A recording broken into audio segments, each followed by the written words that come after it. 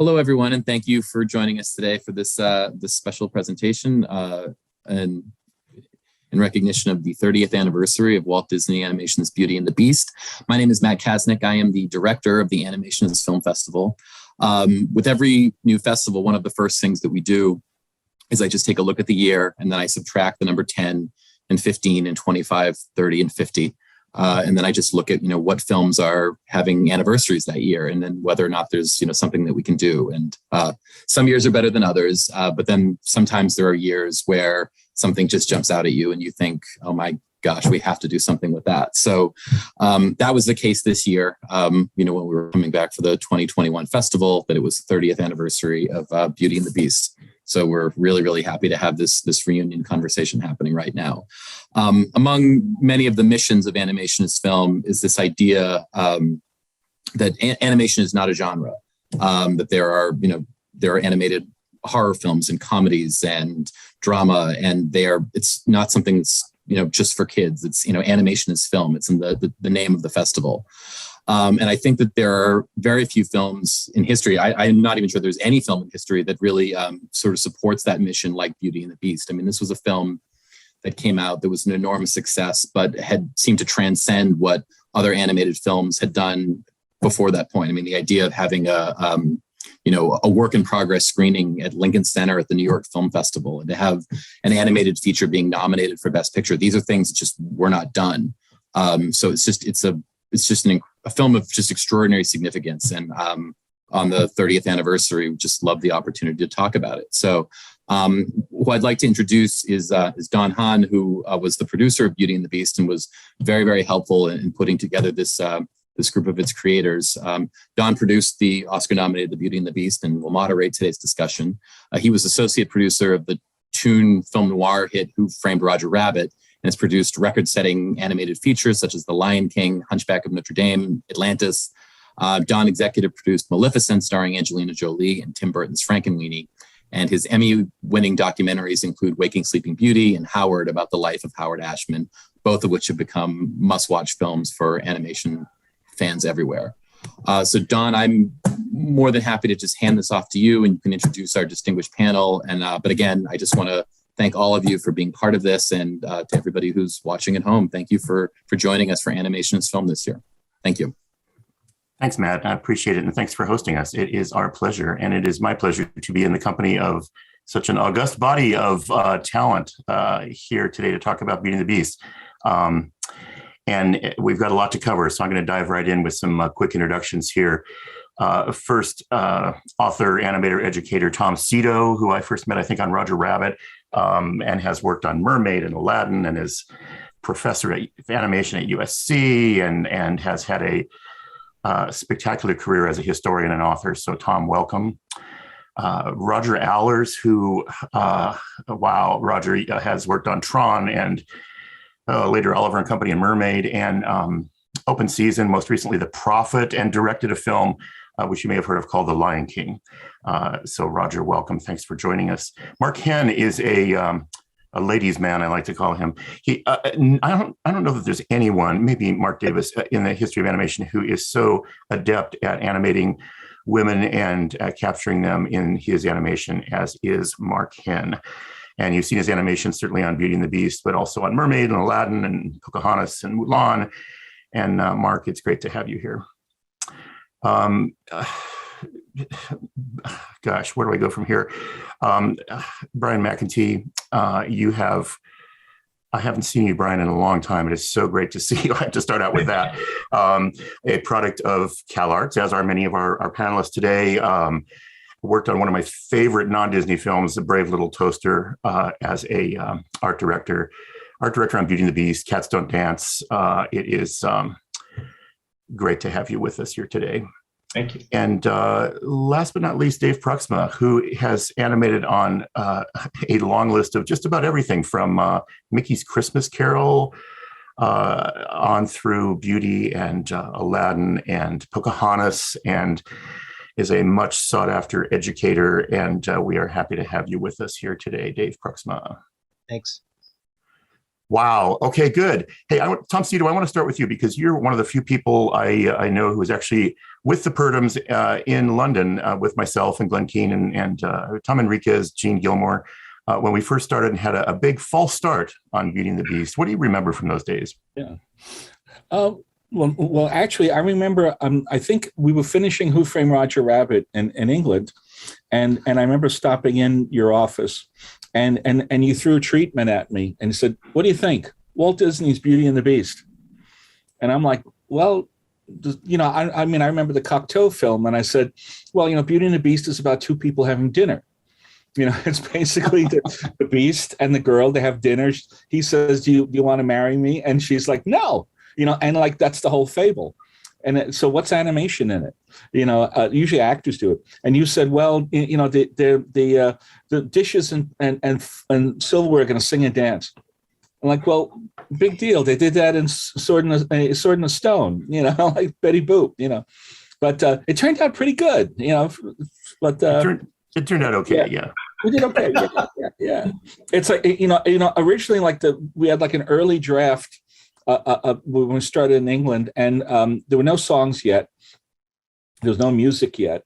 And the director we hired, a British director who had worked for Richard Williams and everything, because Dick had gone off after Roger to do his thing. So they thought, well, lightning will strike twice, and we'll use this guy. And Dick Purdum's a wonderful man, and everything. Is a wonderful artist, I think like he wasn't really comfortable with the Disney system of creating storyboards and stuff. So he was following it like you do in advertising, which you just do it literally. Like you don't change anything. You leave it exactly the way it is. And and our executives were going like, no, that's not what we want. No, but he was there. I think they were kind of hoping for an interpretation, and it never really kind of got it. And the big things that came out of the British thing was that Glenn really started to get serious on designing the Beast. And you'd see him every day experimenting with like pig noses and snouts and tusks and let's try this. And as many animators do, yes. Yeah, I mean, I remember Glenn saying, he said every version of Beauty and the Beast has always been a man with a dog nose, taped on his face or something. And, you want it to feel like it's an animal that's standing up like a human, but not just a human being wearing a mask. So that's why he gave him the rear legs of a quadruped and a buffalo, sort of mane thing to sort of create it. So yeah, exactly. Gary and I need to let's go to Kirk and Gary for an interjection and a counterpoint to that. But point of order. Yes. Tom, with all due respect, the Glenn story is not 100% accurate. That's okay. As far as the origin of the design of the Beast is concerned. Mm-hmm. When Gary and I came onto the project, and this was after the studio determined that they wanted a complete creative overhaul, and they brought in Ashman and Menken to start structuring the film like a musical.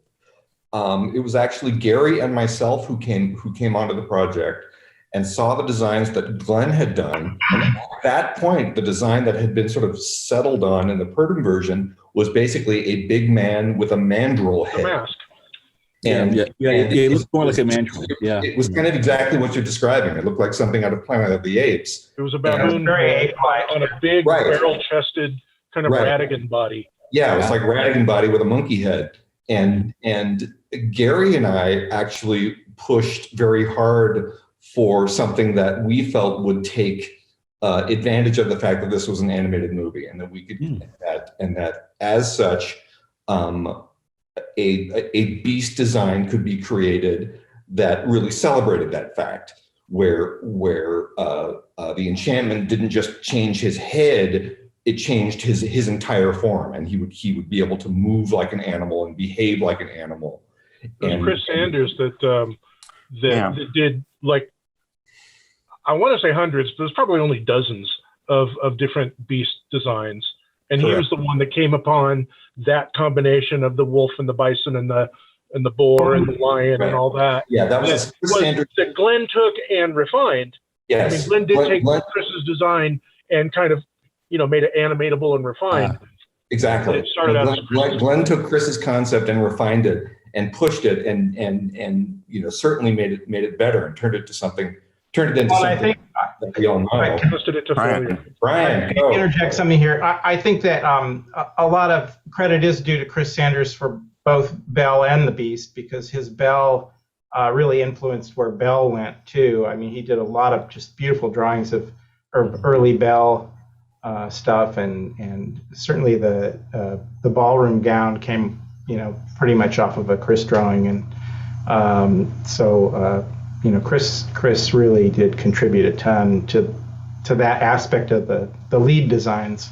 I think people would be really surprised, I think, at how many people contribute to the character designs, because you're absolutely right. And I remember Kevin Lima, he's a great director who contributed a lot to the objects. And Roger, you did one of the early drawings of Belle that we all pointed at and said, well, that looks like Belle right there. So you guys talk about that. It's so collaborative.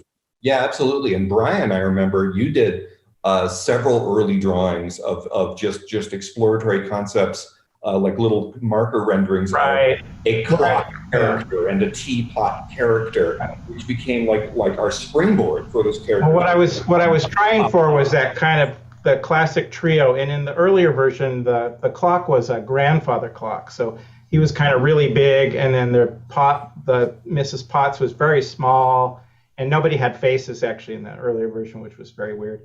But I kind of wanted to get that classic trio. So it was my idea to make him a mantle clock. And then that way the candelabra, the mantle clock, and Mrs. Potts could all kind of have a conversation together without, having a wide shot. Good idea.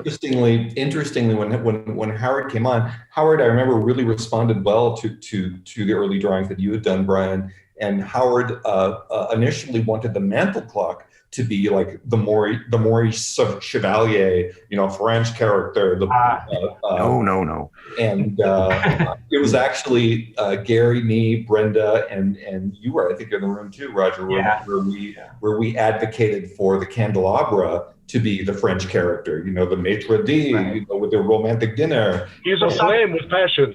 Yes, a flame, and Howard jumped on that right away. Wow. Well, the thing that I remember, because we talked a lot about it on the Brave Little Toaster, is the function of the object characters, and so like Toaster was warm inside, and the blanket wanted to be hugged all the time and all that. Right. And so carrying that over into the object characters into this film, I was kind of advocating the same thing. And so, Lumiere is flamboyant, and, Cogsworth is tightly wound. Exactly. Yeah.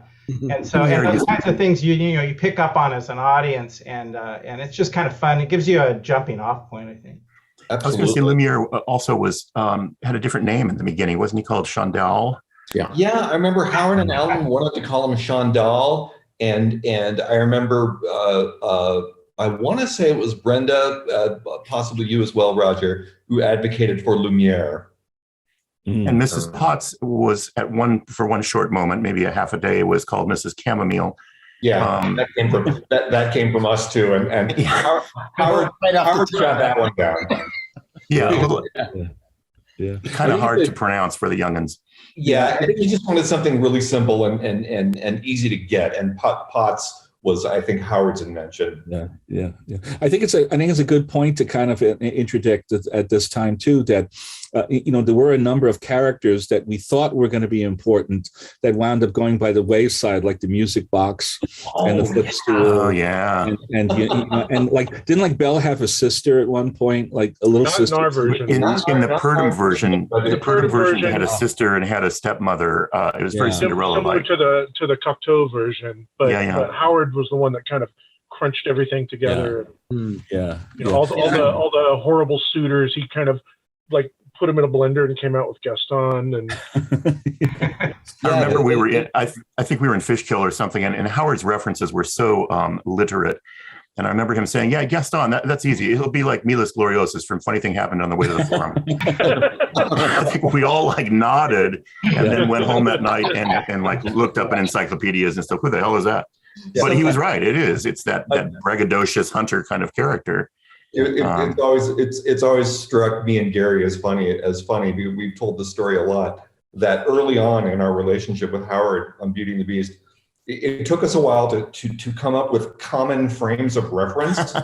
Because Howard and Alan were constantly saying things like, "Oh, it's that scene from The King and I," or no, it's that number from the Student Prince. From no. Like, how about that chase scene from the 7-Ups? Or the thing from Terminator, or Kelly's Heroes. So it's like two groups of characters with little question marks over their heads, trying to understand each other.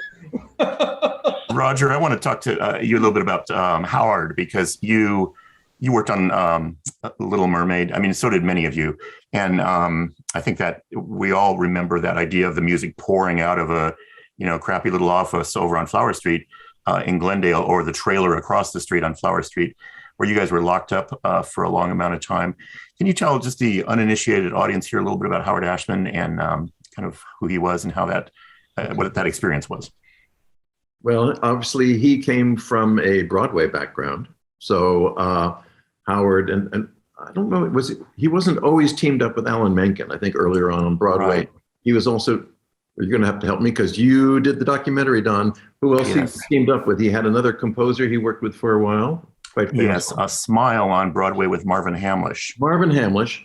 Anyway, so he had a sort of, I could say, a checkered career on Broadway, some. As we all have. Yeah, that's right. And some highs, some lows. And sorry? Oh, no, I said some successes and some failures. Yes. And I don't know which one was certainly his Little Shop of Horrors was the biggest hit. Yeah. Definitely a big hit. And although I think it also performed better off Broadway than it went to on Broadway.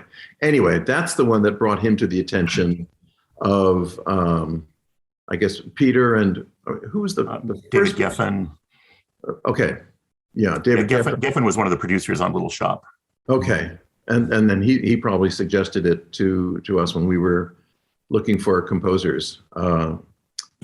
Suggested. Anyway, Howard came into the studio like a wave of like a strong breeze, really fresh air. He was a really opinionated guy, strong opinions. I think he taught us so much about structure. I remember him lecturing about the similarities between animated films and the structure of animated films and Broadway shows. How each of them were very simplified down. One of his things that he was always saying is, don't have a character who sort of feels this and sort of feels that. No, have a definite feeling. He either really likes something or he doesn't like something. Go for the strong choices. It was so educational working with him, and he also talked about the structure of Broadway, the way, you'd set up what the hero or heroine was looking for in the beginning. And the whole idea of that song promoted story, that you didn't just break for a song. Okay, here comes the song. No, the song happens and you're learning about the characters, and sometimes the story moves forward and you're at a different place when the song ends. So there, you go to popcorn, you're going to miss something strong, something important. So I think Howard was a really, as much an educator as he was a contributor of fantastic music.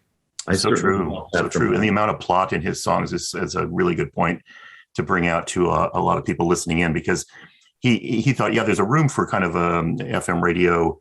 Back in the day, we had FM radio kind of song, but the real reason for songs in a musical really was for plot and narrative. And boy, was he good at that. You think of the opening number, which I think, if I'm right, I think Bernie may have boarded that without music. And then we took it to Fishkill in upstate New York and showed it.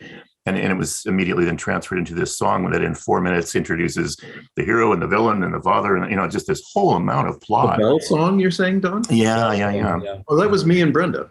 Yeah. Oh, well, that's what I remember was Roger, you and that was long. That was a long song. Yeah.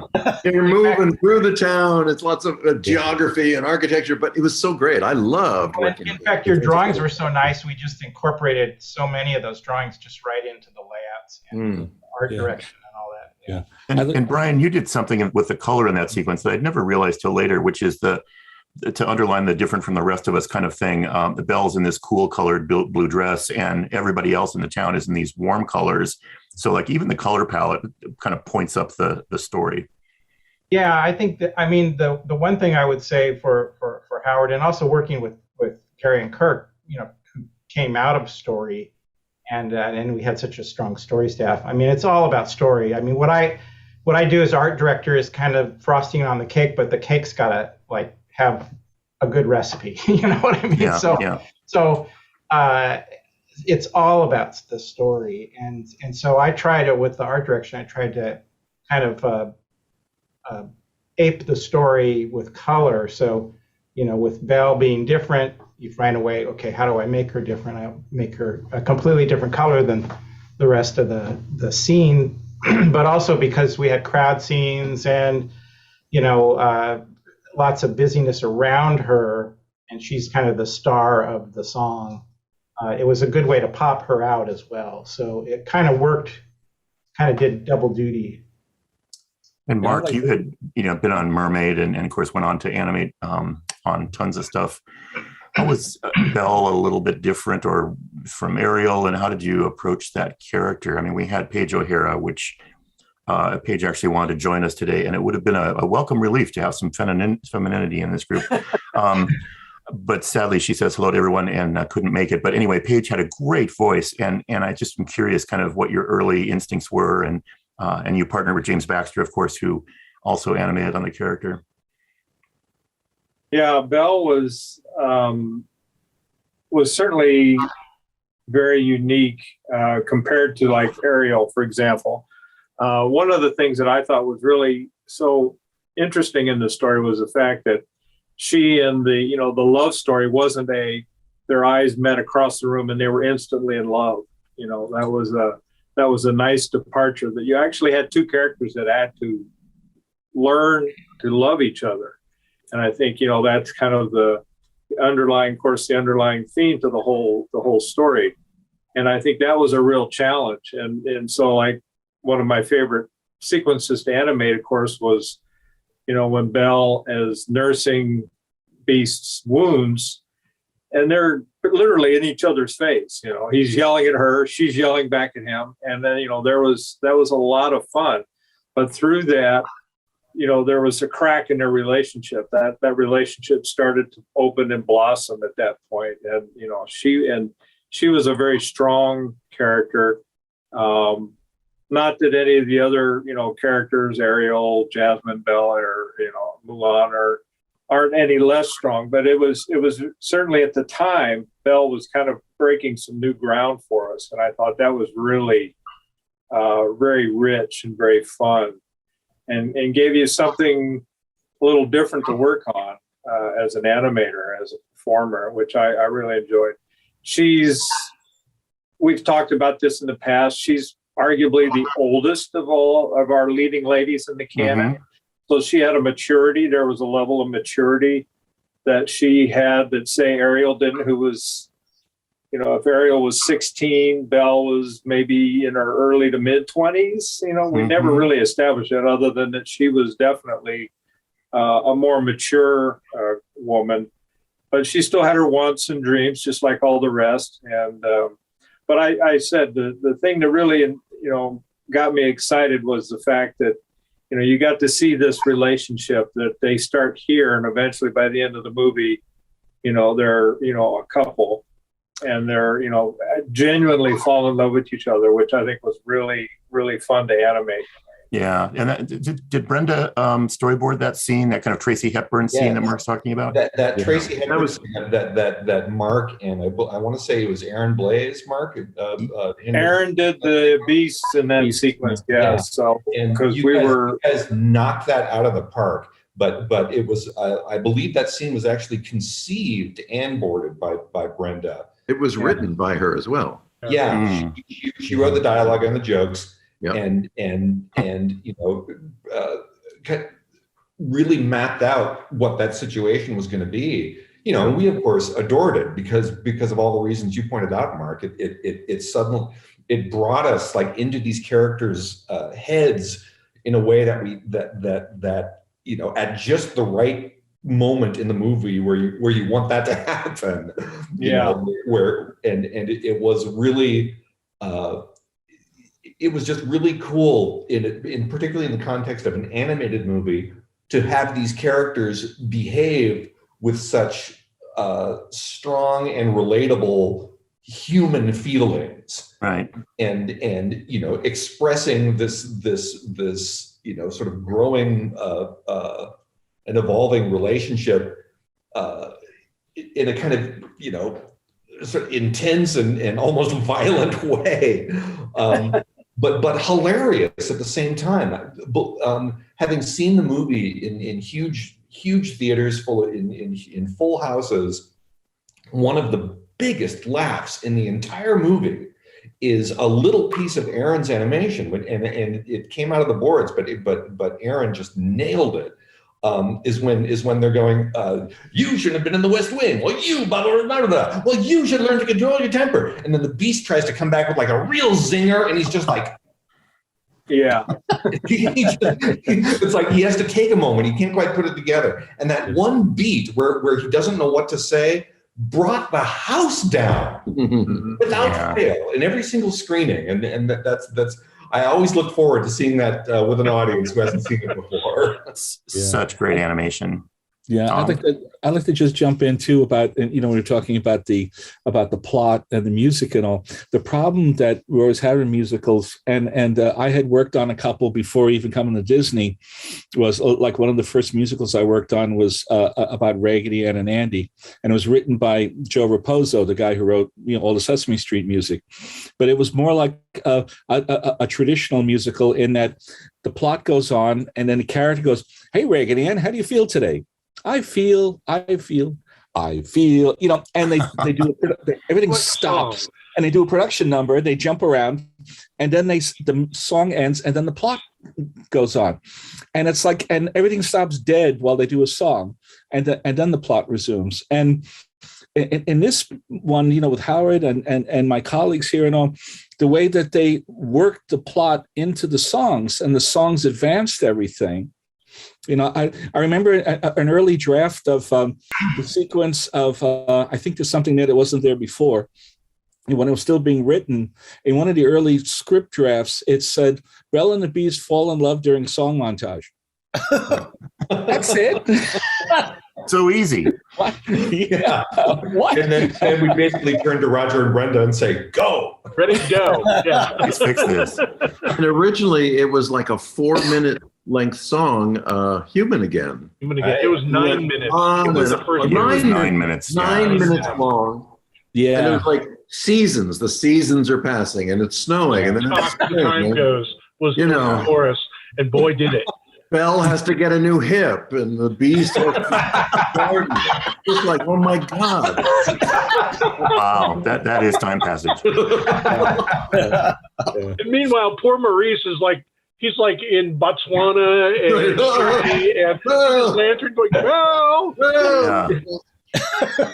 You know, there's a few story holes in the movie, but I mean, one of the things that's got to be tighter, and then the whole thing changed too. There should be something there wasn't before, and we got to put a little bit of snow time and birds and everything, but pulled it tighter and made it more also about the objects watching them, because it's easier for the objects to be commenting about two people falling in love than, gosh, she's kind of cute. Well, and also it wasn't just kind of sappy love. I mean, you know, the snowball fight, I always loved that. I thought that was really charming, and it was kind of a you know, how they call it a meet cute or something, but it's like that kind of thing that I don't know, it just was delightful to watch rather than them just sort of mooning over each other or something. So and that song is so condensed that's also, Roger, as you were saying, where the objects come in, and where you start to see the kind of matchmaking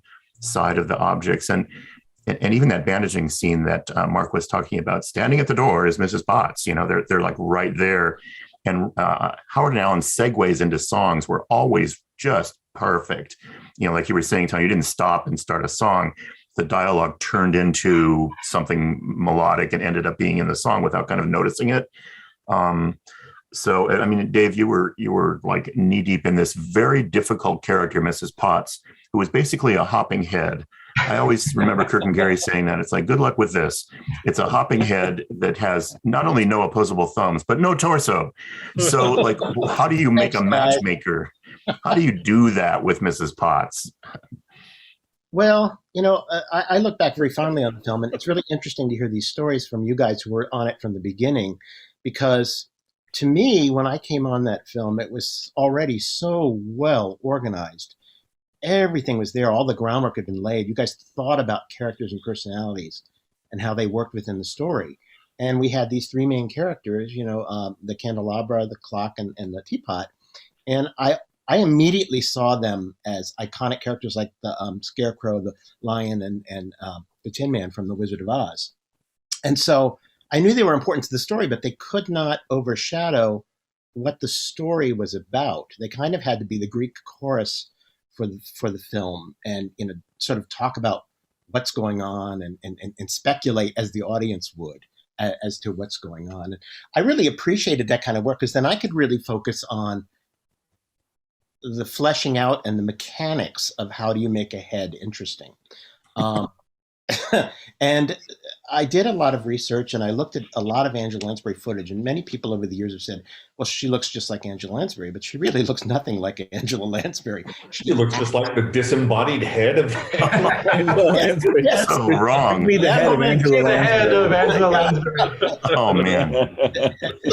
But she acted like Angela Lansbury. And that's what we were all trying to get, was like, how do we get these great personalities and these great vocal performances to come alive? So my focus was on solidity of drawing, so that you got that believability, because that's something you can't do in live action, is have, clearly they've tried, is to have these objects be likable and warm and yet believable as the objects they are. So I really focused on one of the areas I wanted to build in my own work, which was solidity of drawing, so that we not only got the characters that were already well established, but we got the believability.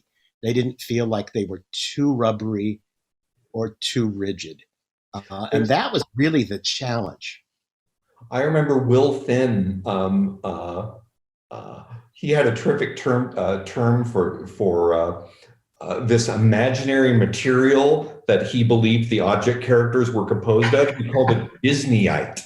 Yes, we talked about that a lot. And we got the properties of Disneyite were, if you it was malleable and could squash and stretch, yet if you touched it, it would feel like porcelain, or it would feel like wood or metal, or brass. Yeah.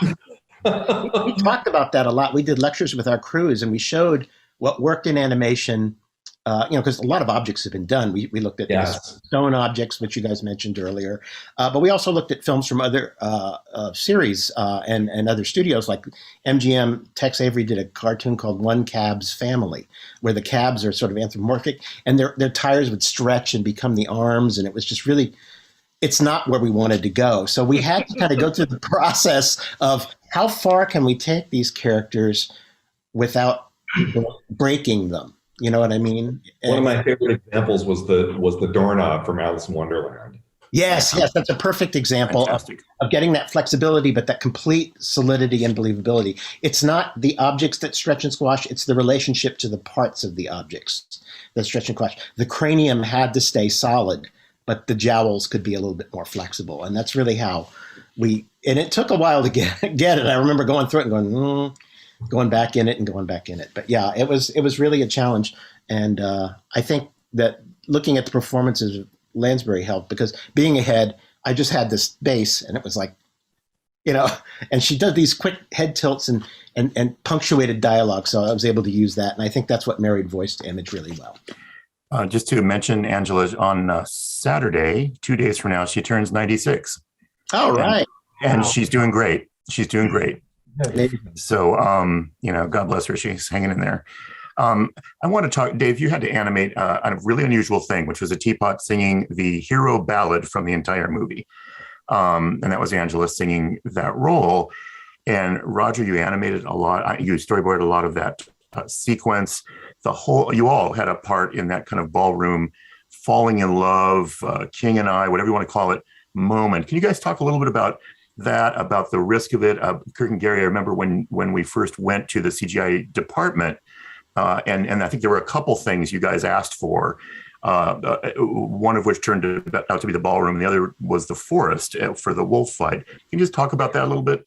Yes, Gary and I, naturally we're very excited and ambitious in terms of wanting to incorporate CGI into the movie, and our CGI department was equally enthusiastic to sort of show off what they could do. More enthusiastic. Yeah. And we had a conversation about how, naturally, Gary and I, because of the films that we loved, we're very excited about doing this wolf chase with a CG forest and moving the camera in and out and through and dodging trees. Chris Sanders had boarded it with the idea that he wanted it to look like a car chase. Like something from the 7-Ups or something like that. So you're moving around and, it's like zooming and yeah, CGI forest would be great. Yeah. So they were like, great, leave us to it. So we left them to it for something like 4 weeks, something like that. 15 years, something like that. It felt like an eternity. And we got called back to their offices over on Flower Street, and they were really excited to show us the progress that they'd made. And they ushered us over to a monitor, and what was on the screen was this like wireframe structure that I've taken to calling the chicken foot. It's like a claw, and they're like, watch this. And Gary and I were like, that's it. The movie was coming out in 9 months. Exactly. So meanwhile, Roger and Brenda are boarding the ballroom sequence. Beautiful. With the idea that the camera's going to sweep up and move around them, and it's going to be this this digital background that we can sweep through as they dance. And our confidence in CGI had been a little shaken at this point. It was pointed out that, okay, this is going to be easier than a forest where everything is organic. This is a lot more geometric, and computers are better at that. And we were like, okay. And Brian worked with them, like painting the textures and the everything that we're going to map onto these flat surfaces and cylindrical surfaces. And it worked. We didn't have to resort to our plan B, which we called the Icecapade version. Would have been just a circle of light on a floor in a black background, and Belle and the Beast dancing around in this circle of light. If I can interject some ballroom bit here, because I was, admittedly, I was really opposed to doing it CG, mainly because the whole my approach to art direction was very painterly, and I wanted everything kind of, with soft edges and light and dark and in and out of shadow and that sort of like thing. Botticelli. And yes, like Botticelli. And it was just like CG is the antithesis of that. So it was a real hard fit for me. I mean, in retrospect, I think it was great that we did it, and I was wrong, to fight it. But because I just think it had such impact, kind of above and beyond the look of the film. I mean, look-wise, I look at it and I still kind of cringe because everything's like so rigid. But I think that the emotional quality that it brought to the film was right for that moment. It goes back to story, because the boards were so solid, and the to feel two pencil drawings fall in love is a amazing magic trick. And that's kind of what that sequence does. I think it also the swooping, the rising up. Yeah. I mean, when we were designing the sequence and working with the music, and knowing that the camera could swing up or swing down, and then Belle's dress would come by you and go overhead. It felt, all those sort of things were like this kind of dizzying feeling of what it would feel like to be in love, right? And to be a very romantic kind of situation, what it feels like to dance, and how dizzying that is, and I think we were doing it. If we were doing it with today's CG, it would have been just a breeze. It's easy, And because honestly, they could not even show me one column for the room for like I don't know, couple months. Yeah. So it was very scary, very frustrating. It took a very long time to see every object in the room all in the same image. So it was kind of like some early tests and composites in the little screening room in Flower Street with some of our CG team when the ballroom was starting to come together. That got fairly heated, I think, because of all the ambition for the sequence and that bumping up against the realities of production and the realities of what they could and couldn't do. Yeah, quite often there's times like that when it just seems impossible. It's like Bumblebee Flight. You look at the needs of the production and the time left, and it never feels like it's going to work. But in that case, it really delivered. Yeah, Brian, I remember watching those early plans, of the movement of the camera, and Belle was a triangle. No, what was she? She was a cone, and Beast was like a big rectangular. It was like a brick. And they were swinging around, and it was just like, On a grid. you really had to use your imagination. I think I still have one of those printouts somewhere in my files, just because I just wanted to keep, because it was so weird. It's What's unbelievable. amazing? What's never told, egg crate. What's amazing is like James Baxter's animation, where he plot his characters so that they were standing on this floor as the camera's moving. That's the amazing thing about that. Movement. Yeah, I mean, that was amazing. People like James and Dave and Mark have this chip in their head, and James had just gotten off of Roger Rabbit, so he was used to Bob Zemeckis moving the camera all the time. So he was kind of fearless about it. It's like, oh yeah, the camera moves, no big deal. And it was remarkable to see that animation move in perspective when he did it. It was bang dead on, and anybody that knows how to animate knows how hard that is. Yeah. So when everybody was talking about this beautiful CG background and the ballroom, I thought, well, that's very true. It is very beautiful and very groundbreaking. But tracking that with pencil drawings was like, that was the real magic for me. Yeah, definitely. Yeah, I just like you've written about CG animation. What you were going to say about this? Yeah, I was going to throw in that it's like when I wrote my history of CG, I sat down with Ed Catmull, who was like one of the top people of one of the leaders of Pixar, and a great innovator. And it's interesting that when you put it in context, 1991, the only thing that had come out, I think, was The Abyss, and I think the Terminator 2 was just coming out. Pixar was barely starting Toy Story. I think they just signed their agreements to create Toy Story, but it was really nothing. There was very little CG. It was still very much in the it's going to be great someday. It wasn't that far removed from Money for Nothing. You're right.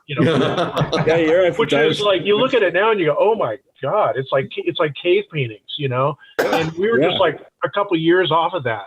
Yeah, but when I was talking with Catmull, and we were talking about what would like the jazz singer moments in digital history when everything thinking changed, and we said obviously Jurassic Park and Toy Story are the two big ones, where like after those movies everything had to go digital, but Ed said the ballroom and Beauty and the Beast. Really? That was a big change.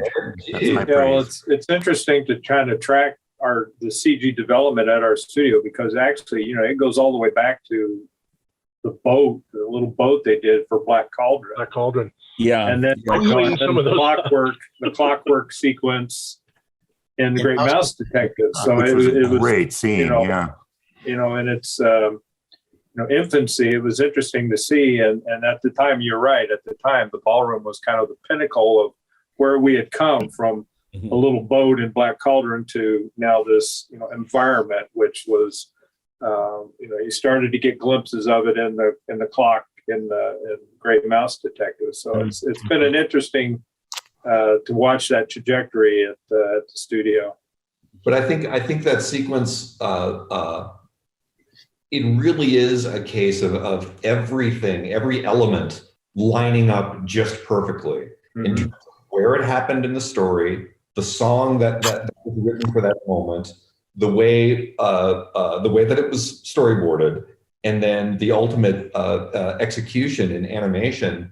It just knit together so beautifully. Well, I also like to add Angela's voice performance, because remember they wanted to have like Peebo Bryson, Celine Dion version or something for a while, and that's just, I'm so glad that she was the one who sang it, because she had such nice emotion in her voice, you know. Yeah. She did. It was such a character voice. Alan says when he first sent it to her, he sent the wrong version. So he sent this very poppy kind of version to her. And she said, no, I can't sing this. And so there was like a big misfire at the beginning.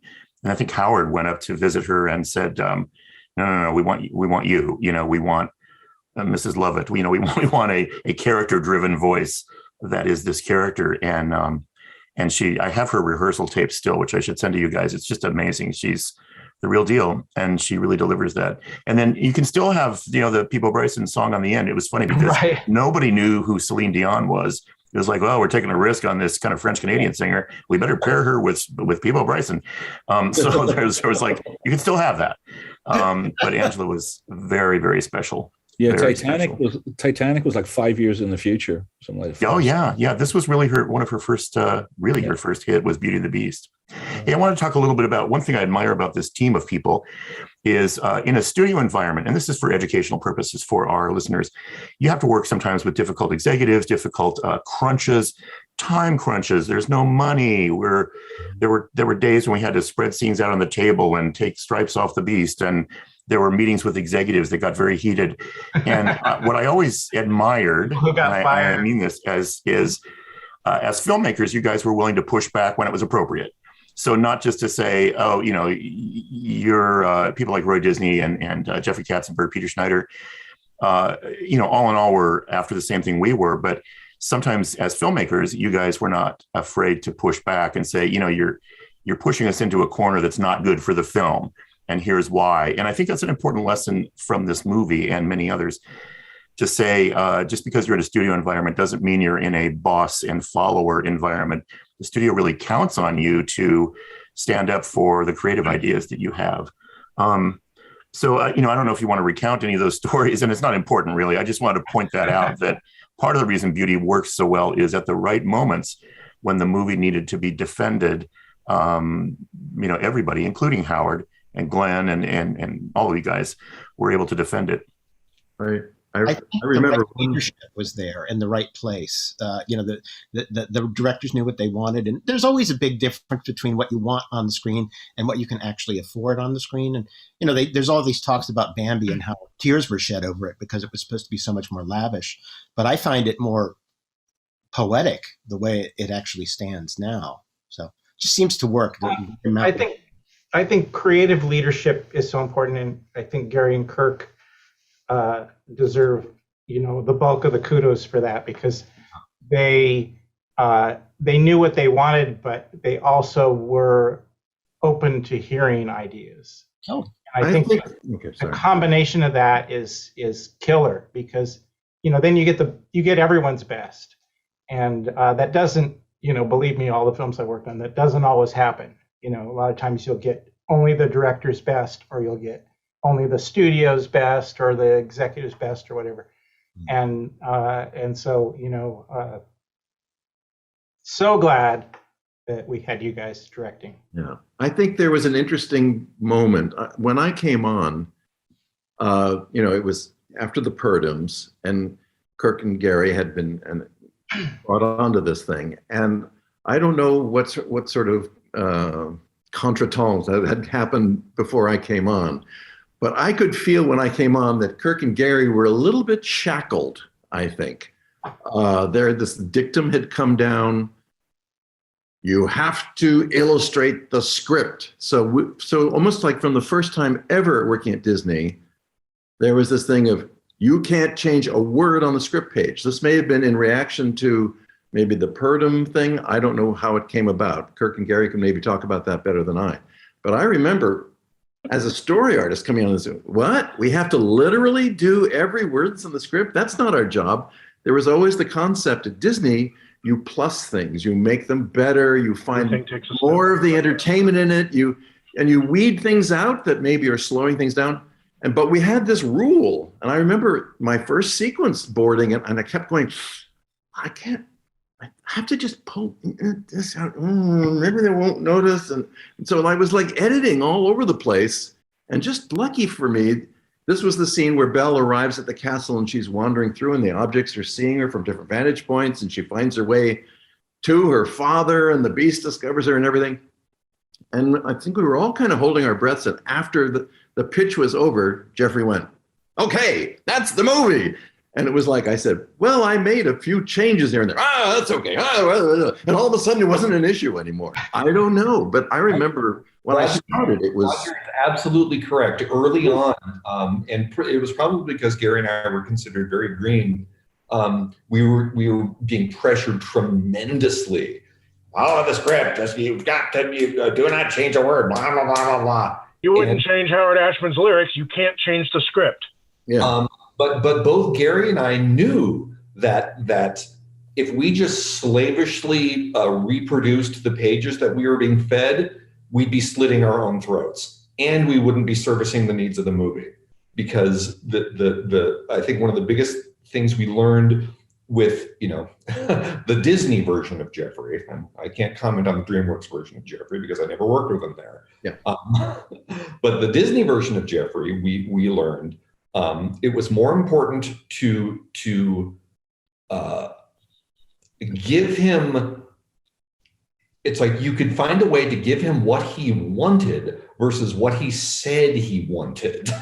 Yeah, It was the same. that was a good way to put it. Yes. Yeah. And you would get notes from different people in different ways. I remember Roy Disney was very thoughtful, and he would often come back the next day with like 2 pages of written notes.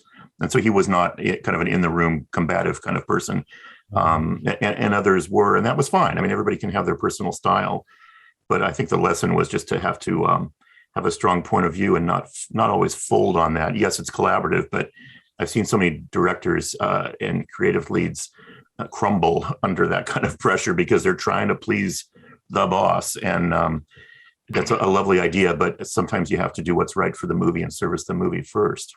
The movie and the play's the thing. It's always about servicing the story and the characters. And fortunately, all of us as a team, as the artistic leads, just believed wholeheartedly in that. And I think it made such a difference. And the movie is such a reflection of like the best contributions of so many people.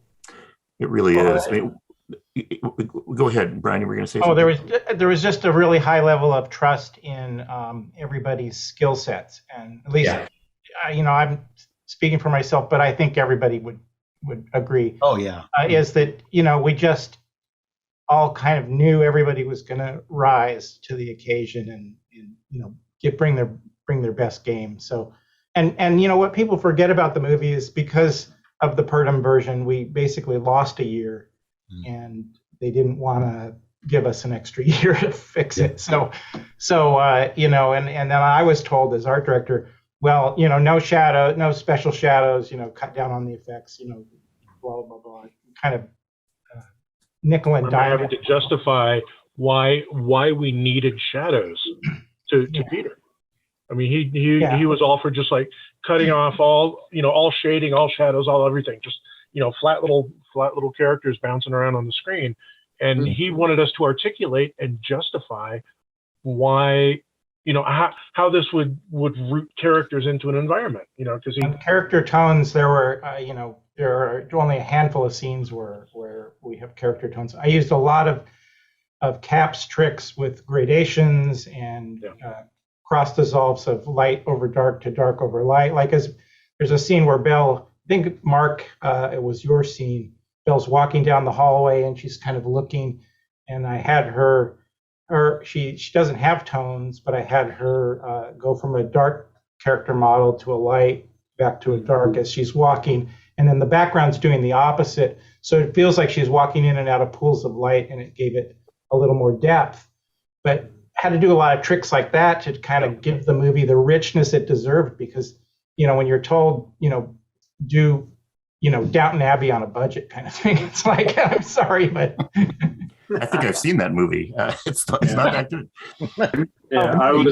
Speaking of Downton Abbey, I just wanted to interject that they kind of, we were the inspiration to them with the object characters, because, they were the sort of upstairs, downstairs, kind of characters that Downton Abbey kind of did exactly the same things. Yes, I'm sure we borrowed from upstairs, downstairs at some point. Right. I was just going to say the same thing that Brian already mentioned, was the level of trust. This wasn't, as a group, we'd already gone through a couple of movies, so I think there was a level of trust that we all had.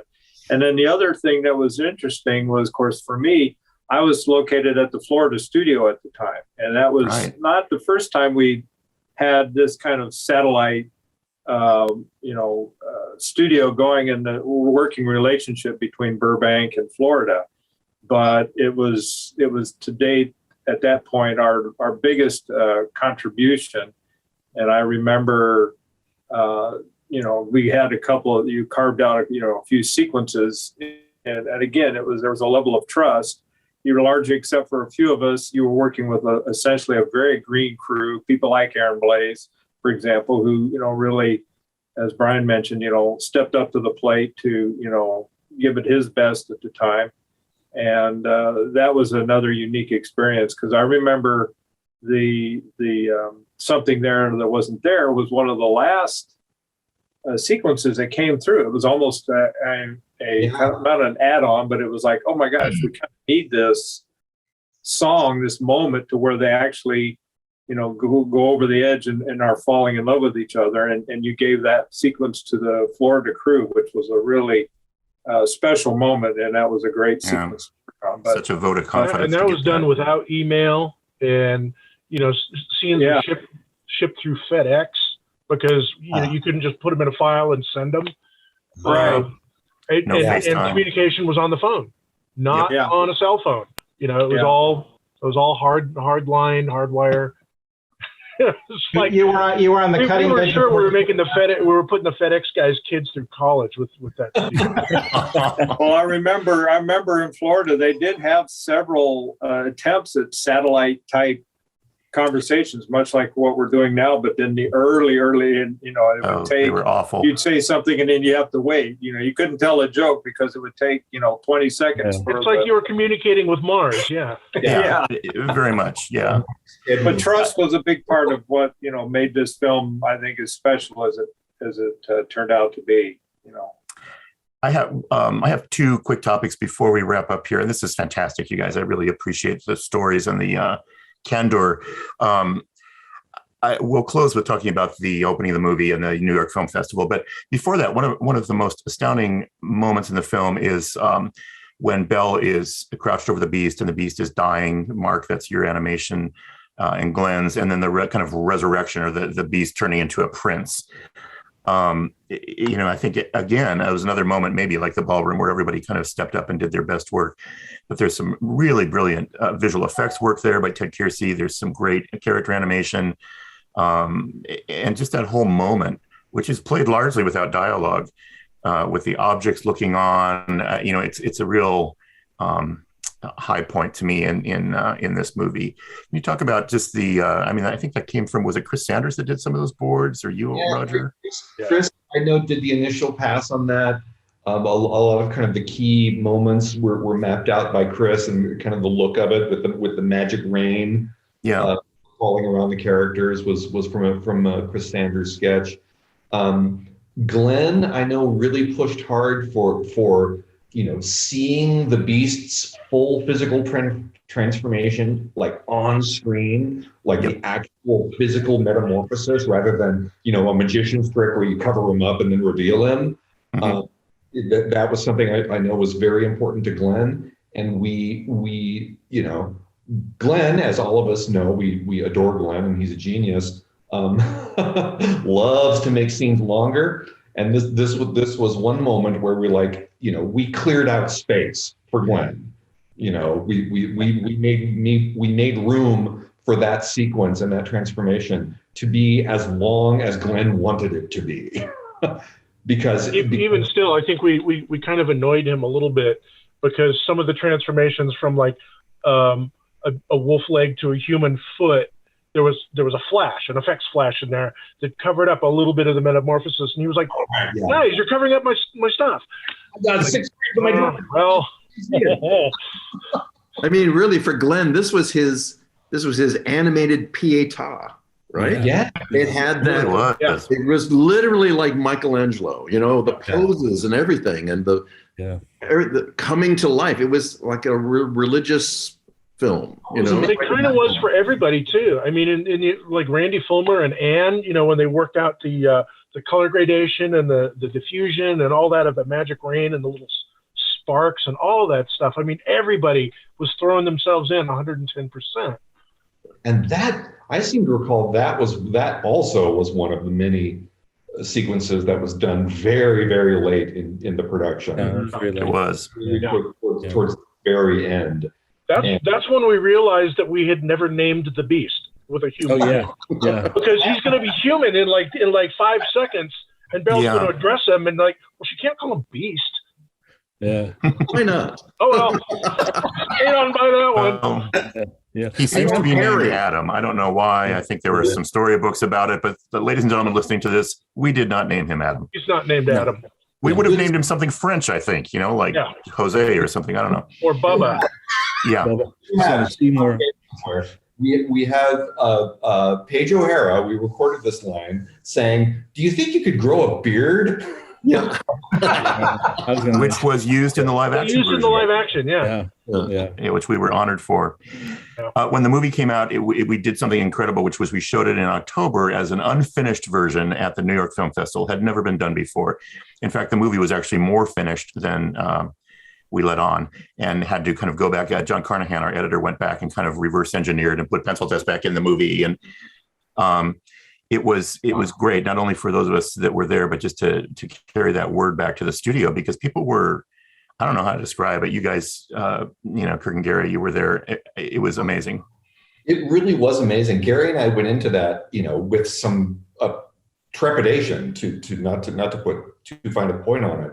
I mean, we honestly did not know whether audiences were going to be able to. Kids, we weren't worried about. They don't have a problem with it. But we were worried that adult audiences were going to have trouble even following or engaging with a film that was going to be, this patchwork of still story sketches and rough animation and then cleanup animation and then color and then back again, and we wondered if it was just going to be so jarring and off-putting that they would check out of the story. Yeah. And it wasn't. I remember while the movie was playing, we went up at the very end. Roy Disney was in one of the opera boxes at the side of the theater. And at the end of it, people stood up and applauded. And none of us had ever seen that before. I think we felt like Imelda Marcos or something like that. It was an amazing kind of experience to see this packed audience at Lincoln Center applauding for what some people called a cartoon. But it was astounding. And then, of course, we had a great marketing department and a variety of people that helped us publicize the movie and get it out there for Academy Award nominations. And it was the first. So let's wrap up. I mean, we could go on talking for hours, but when you look back at this experience and 30 years later, Tom, let me start with you, because you're a historian, probably as much, if not more than any of us. Where does this fit in the kind of lexicon of, people call it the Renaissance, and certainly the movies around it are included in that: Lion King, Rescuers, Mermaid. Mm-hmm. What's your take on where this movie belongs?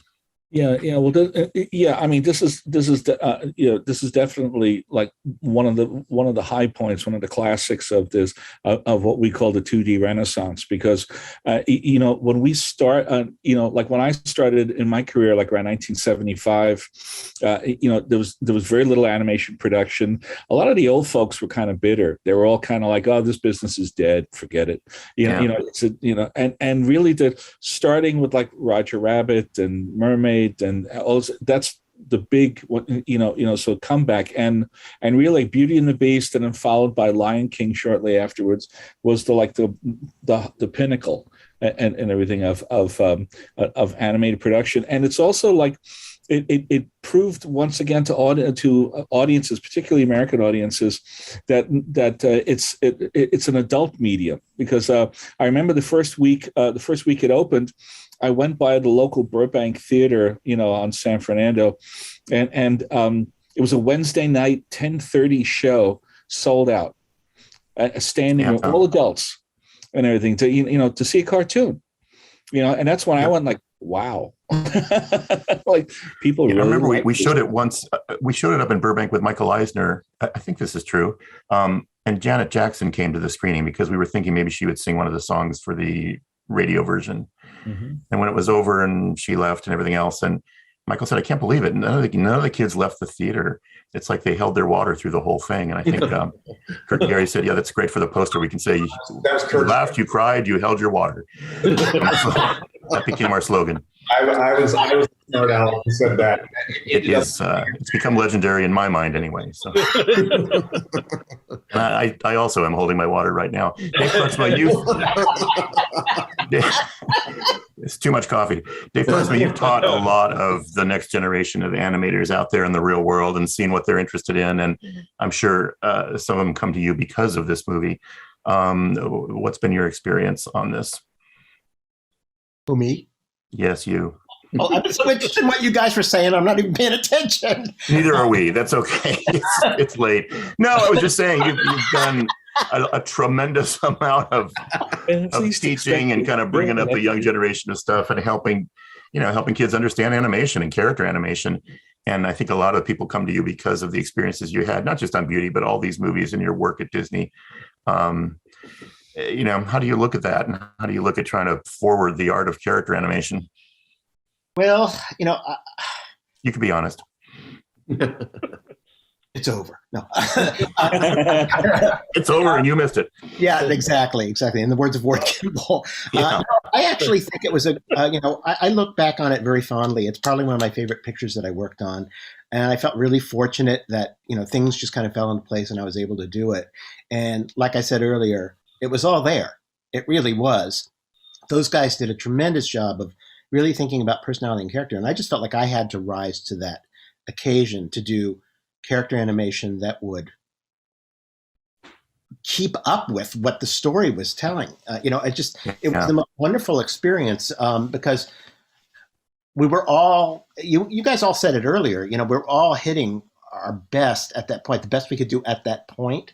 And everyone gave 150%. And I'm really happy that I got the opportunity to do the kind of animation that I got into animation to do. I'm happy that Mark taught me so much about subtlety early on, and you guys taught me so much about personality and character. Eric Larson. Yeah, and I just really feel like I finally got to, that was my first supervising thing. I finally got to do what I wanted to do in animation. And after that, it was kind of all icing, on the cake. Yeah. It was really a really wonderful, great experience. I have no complaints at all. And I totally trusted everybody. And I just wanted to do the best I could. Exactly. Mark, have you been listening? I have. What was your... I'm sorry. What was your take back? What I always love at Halloween, there's always a little girl that shows up with a little boy and they're dressed like Belle and the Beast and they have the ball gown on or something. And I just think back when that ball gown was, started to show up in sketches and storyboard things. You just think, wow, it's still out there. Yeah, it's, I probably, if I were to take a poll of, people that I've talked to over the years, Beauty is still, I think, comes out on top as people's favorite movie for all the different reasons. Not that they didn't like the other ones, but that still stands out in their minds as their favorite. And I hear that so many times. And like Dave, it was just it was a fun movie to work on, and just to be a part of something that was as people tell me all the time now, and maybe you hear this, they're like, oh, you animated my childhood, and it's like, yeah, and I feel more gray hairs popping on at that point. But it's always sad, like at Comic-Con, and you know, somebody will walk up who's like these gorgeous young people, and they're just going, "Oh, Mr. Hahn," you know, and I just feel like Grandpa Don, and rightly so, because I am Grandpa Don. But I'm sorry, Mark, I interrupted you. It is humbling. But yeah, I think, you know, and I'm sorry Paige couldn't have joined us, because I'm sure she would, you know, gets the same, you know, outpouring of gratitude and affection for the character that she helped create. But yeah, I would say, you know, more often than not, people will say Beauty and the Beast is their favorite movie. Yeah. Of that generation, of that canon of films. Brian, one of the question I wanted to ask you, one of the things that's happening right now is, for the first time in the history of the Metropolitan Museum in New York City, they're doing a show about the influences of French decorative arts on Disney. And it's all about Beauty and the Beast and Cinderella and Sleeping Beauty. And the show opens in a few weeks. And it features a lot of work that you and your crew of, you know, Lisa Keene and so many great people did. What does that feel like? Walt Disney never got a show at the Met. You know, I think it's like so exciting to me that you guys are being recognized for what you've done. Well, it is kind of cool. I wish I could go out there for it, but you know, with COVID and travel and yeah, exactly, like, not going to happen. But yeah, I think that for me, like looking back on Beauty and the Beast, it was. When I was at CalArts, there were the old guys, you know, Ken O'Connor and the rest of the group there, just pouring their knowledge into all of us. And Beauty and the Beast, for me, was kind of where we actually got to roll up our sleeves and go, okay, we learned all this stuff, now let's use it. Mm-hmm. And so I look back on it fondly for that, because it was really my kind of first big chance to do something big. And like Brave Little Toaster, you know, was into the frying pan kind of first art direction effort kind of thing, you know, and I learned a ton on it that prepared me for Beauty and the Beast. But Beauty and the Beast was kind of where it was like, okay, I'm getting my stride now, and let's go for it. So, and then of course to have such a great team, and I mean the timing, you know, timing is everything, and it really came together nice. Sure did. Roger, you had a team of story people that were all have all become directors over time. You know, I think of Brenda and Chris Sanders and Kelly Asbury and so many great people that were just in the trenches with this movie. What are your feelings just kind of looking back on it? Wow. I mean, we were so fortunate to have everybody. I mean, and one of the things, well, it was my first time really heading up story on a whole film. So this was the first time I got to be going around visiting with everybody, you know, checking out how everything was going and overseeing the whole thing. And everybody, again, you know, just like Brian said, everyone was like working at the top of their game. It was, I mean, of course, there was always pressure. It seems like all these movies, there's always the pressure. No, behind schedule. It's hard to have that come across in this conversation, but amazing pressure, Amazing pressure. You must have felt it incredibly because you were trying to hold this whole thing together. Mm-hmm. But even in spite of all that pressure, I think all of us put so much of our energy into it and loved the picture. I was so excited because I got to work so closely with Howard and Alan this time around, you know, in terms of the songs, and we were carting the storyboards back to New York to show him, and they would be playing us the new songs, and there was so much interaction.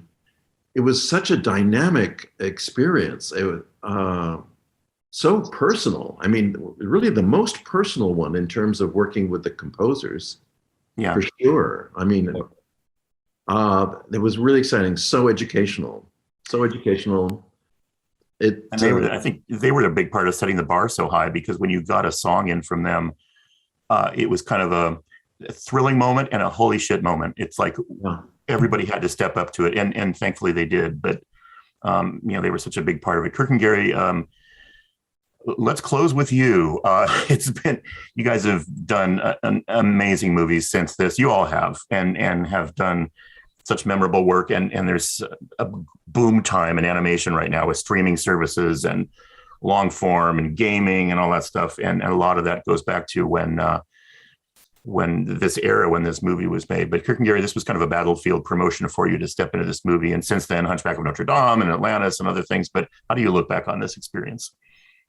Oh man, it was exhilarating and terrifying in like equal measure. But what was wonderful about it was just being in the mix and feeling supported by and embraced by this group of artists, who I loved. I looked, despite the craziness and the twice weekly beatings from management. I looked forward to going to work every single day on this movie because I knew that most of my day was going to be just pure joy, pure fun, listening to a new piece of music, seeing a new sequence, edited together, having Roger or Kevin Harkey or Brian Pimentel pitch me something new. There was always going to be something that was going to make me laugh or excite my imagination. And so in days like that, I couldn't believe I was even being paid for it. But yeah. And in many cases, never mind. Gary Trousdale. It's people have said repeatedly, what a great crew we had, and this was the last time that Disney had done like one feature at a time. So we had everybody. We had the all-stars. True.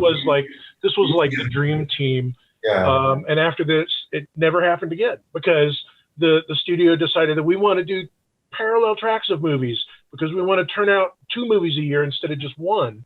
So there were people that we worked with that, we never worked with again. But for this movie, we had everybody.